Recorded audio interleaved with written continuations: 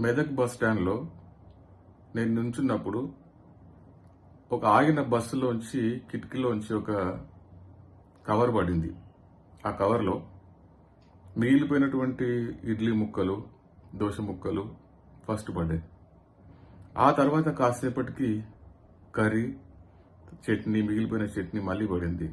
ఇక మూడోసారి ఒక ఇప్పని సాంబార్ పొట్లమే పడ్డది. అక్కడ నిల్చున్నటువంటి ఒక ఆయన, ఇద్దరు మాట్లాడుకుంటూ నిల్చుంటే ఒక ఆయన మీద, ఆ ప్యాంటు మీద అంతా చిత్తింది, సాంబార్ అంతా చిత్తింది.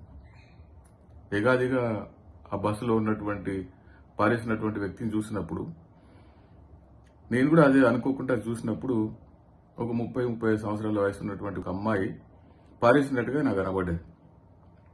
ఈయన ఇదేం పని అన్నట్టుగా చూసిండు. ఇది పద్ధతేనా, ఇట్లా వారేయటం పద్ధతేనా అనేటువంటి ఆ దృష్టితో చూస్తే, ఆమె ఇవేం పట్టించుకోకుండా, కనీసం పశ్చాత్తాపం లేకుండా, ఇది నీ తాత జాగిరి కాదు, ఇది బస్ స్టాండ్ అనేటువంటి నెగ్లిజెన్సీ ధోరణితో చూసి చేతులు కూడా అడిగింది.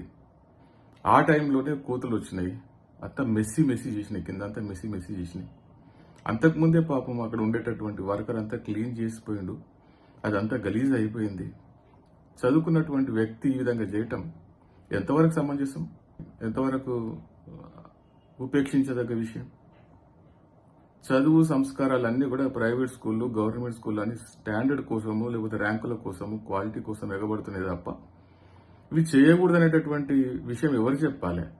టీచర్లు చెప్పాలనా, పేరెంట్స్ చెప్పాలనా, కరికులంలో మార్పులు తీసుకురావాలనా, క్వాలిటీ గురించి ఆలోచన చేసేటటువంటి గవర్నమెంట్ చెప్పాలి?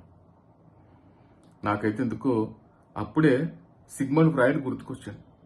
ఫ్రాయిడ్ ఒకటి చెప్తాడు, ఇడ్ అనేటటువంటి అంతా కూడా జంతు స్వభావం అని చెప్తాడు. మనిషి రూపంలో జంతువు నాకు కనబడ్డది. అక్కడ ఏం చేయాలో నాకు కూడా అర్థం కాలే. ఏమైనా సమాధానం ఉంటే, పరిష్కారం ఉంటే మీరు చెప్పండి. కామెంట్ రూపంలో కామెంట్ చేయండి.